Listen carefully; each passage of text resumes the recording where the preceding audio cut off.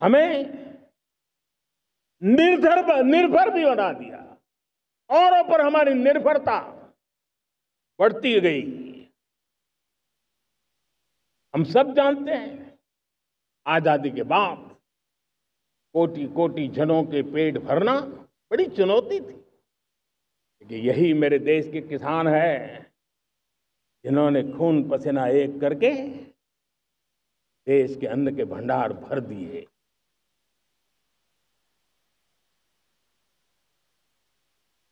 अनाज के संबंध में देश को आत्मनिर्भर बना दिया।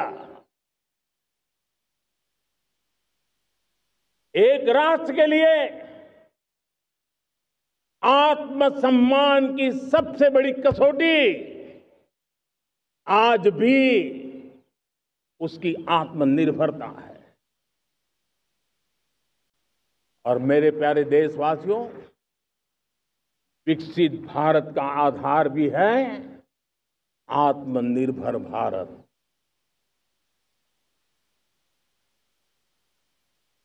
जो दूसरों पर ज्यादा निर्भर रहता है उसकी आजादी पर उतना ही बड़ा प्रश्न चिन्ह लग जाता है।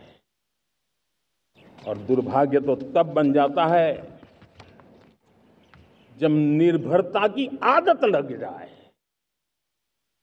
पता ही ना चले हम कब आत्मनिर्भरता छोड़ रहे हैं और कब किसी के निर्भर हो जाते हैं। ये आदत खतरे से खाली नहीं है और इसलिए प्रतिपल जागरूक रहना पड़ता है आत्मनिर्भर होने के लिए। और मेरे प्यारे देशवासियों, आत्मनिर्भरता का नाता सिर्फ आयात और निर्यात, रुपये, पैसे, पाउंड, डॉलर यहां तक सीमित नहीं है। इतना सीमित अर्थ उसका नहीं है। आत्मनिर्भरता का नाता हमारे सामर्थ्य से जुड़ा हुआ है। और जब आत्मनिर्भरता खत्म होने लगती है तो सामर्थ्य भी निरंतर क्षीण होता जाता है। और इसलिए हमारे सामर्थ्य को बचाए रखने, बनाए रखने और बढ़ाए रखने के लिए आत्मनिर्भर होना बहुत अनिवार्य है। साथियों, हमने ऑपरेशन सिंदूर में देखा है मेड इन इंडिया की कमाल क्या थी। दुश्मन को पता तक न चला कि कौन से शस्त्रास्त्र है, ये कौन सा सामर्थ्य है जो पलक भर में उनको नष्ट कर रहा है। सोचिए, अगर हम आत्मनिर्भर होते न होते तो क्या ऑपरेशन सिंदूर इतनी त्वरित गति से हम कर पाते? पता नहीं कौन सप्लाई देगा नहीं देगा, साजो सामान मिलेगा नहीं मिलेगा, इसी की चिंता बनी रहती। लेकिन हमें मेड इन इंडिया की शक्ति हमारे हाथ में थी, सेना के हाथ में थी। इसलिए बिना चिंता, बिना रुकावट, बिना हिचकिचाहट हमारी सेना अपना पराक्रम करती रही। और ये पिछले 10 साल से लगातार डिफेंस के क्षेत्र में आत्मनिर्भरता पर हम एक मिशन लेकर के चले हैं, उसके नतीजे आज नजर आ रहे हैं। साथियों, मैं एक और विषय पर आपका ध्यान आकर्षित करना चाहता हूं। ये बात से कोई इनकार नहीं कर सकता कि 21वीं सदी टेक्नोलॉजी ड्रिवन सेंचुरी है। और जब टेक्नोलॉजी ड्रिवन है और इतिहास की तरफ नजर करें तो पता है, इतिहास गवाह है, जिन जिन देशों ने टेक्नोलॉजी में महारत हासिल की वो देश विकास की ऊंचाइयों को पार कर गए, शिखर पर पहुंच गए। आर्थिक शक्ति नए पैमाने पर पहुंचती गई। हम जब टेक्नोलॉजी के अलग अलग आयामों की बात करते हैं तो मैं आपका ध्यान आकर्षित करता हूं सेमीकंडक्टर्स पे। उदाहरण के तौर पे बताता हूं, मैं यहां लाल किले से किसी सरकार की आलोचना करने के लिए खड़ा नहीं हुआ और नहीं मैं करना चाहता, लेकिन देश की युवा पीढ़ी को जानकारी होना भी उतना जरूरी है। हमारे देश में 50-60 साल पहले सेमीकंडक्टर को लेकर के फाइलें शुरू हुई। 50-60 साल पहले फैक्ट्री का विचार चालू हुआ।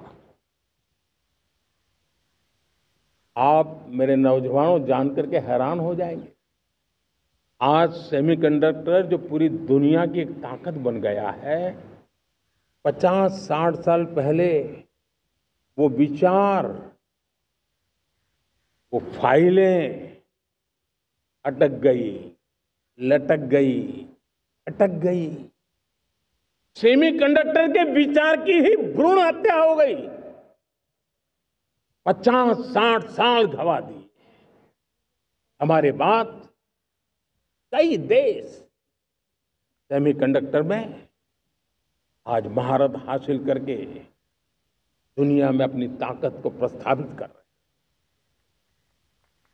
साथियों, आज हमने उस बोझ से मुक्त होकर के मिशन मोड में सेमीकंडक्टर के काम को आगे बढ़ा है। 6 अलग अलग सेमीकंडक्टर के यूनिट्स जमीन पर उतर रहे हैं। 4 नए यूनिट्स को हमने ऑलरेडी हरी झंडी दिखा दी है, ग्रीन सिग्नल दे दिया है। और देशवासियों और मेरे खास करके नौजवानों और विश्व भर में भारत की टेक्नोलॉजी की ताकत को समझने वाले लोगों को भी कहना चाहूंगा, इसी वर्ष के अंत तक मेड इन इंडिया, भारत की बनी हुई, भारत में बनी हुई, भारत के लोगों द्वारा बनी हुई मेड इन इंडिया चिप्स बाजार में आ जाएगी।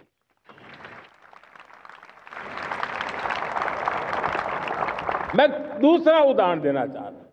अब ऊर्जा के क्षेत्र में हम सब जानते हैं कि हम एनर्जी के लिए बहुत सारे देशों पर डिपेंडेंट है। पेट्रोल हो, डीजल हो, गैस हो, लाखों करोड़ रुपए हमें खर्च करके लाना पड़ता है।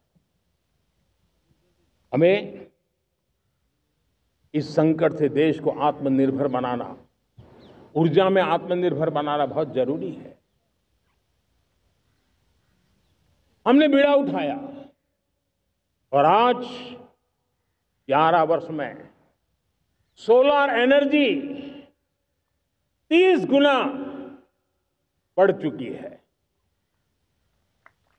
हम नए नए डैम बना रहे हैं ताकि हाइड्रो का विस्तार हो और हमें क्लीन एनर्जी की उपलब्ध हो।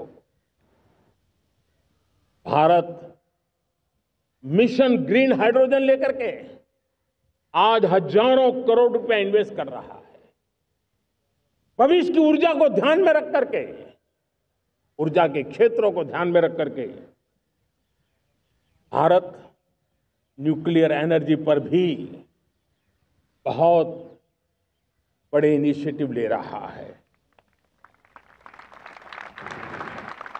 न्यूक्लियर एनर्जी में 10 नए न्यूक्लियर रिएक्टर तेजी से काम कर रहे हैं।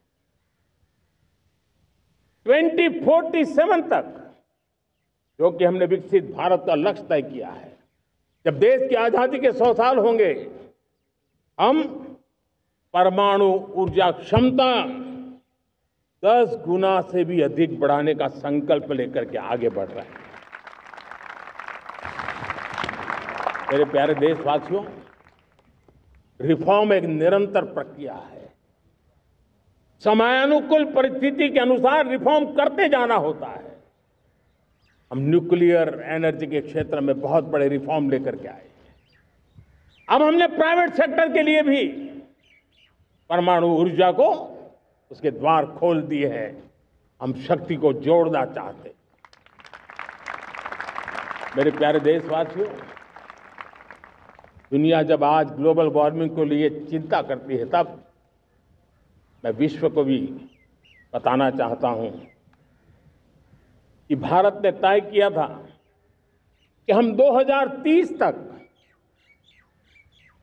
क्लीन एनर्जी भारत में 50% पहुंचा देंगे। ये लक्ष्य हमारा 2030 तक था। मेरे देशवासियों का सामर्थ्य देखिए, मेरे देशवासियों की संकल्प शक्ति देखिए, मेरे देशवासियों को विकसित भारत बनाने का संकल्प को पूर्ण करने के लिए उनकी दौड़ देखिए। हमने जो लक्ष्य 2030 में तय किया था, वो 50% क्लीन एनर्जी का लक्ष्य 2025 में हमने कर लिया। 5 साल पहले हमने अचीव कर लिया, क्योंकि विश्व के प्रति भी हम उतने ही संवेदनशील हैं, प्रकृति के प्रति भी उतने ही हम जिम्मेवार लोग हैं। मेरे प्यारे देशवासियों, बजट का बहुत बड़ा हिस्सा ये पेट्रोल, डीजल, गैस, इन सबको लाने के लिए खर्च होता था। लाखों करोड़ रुपए चले जाते थे। अगर हम ऊर्जा में डिपेंडेंट न होते, तो वो धन मेरे देश के नौजवानों के भविष्य के लिए काम आता। वो धन मेरे देश के गरीबों को गरीबी के खिलाफ लड़ाई लड़ने में काम आता। वो धन मेरे देश के किसानों के कल्याण में काम आता।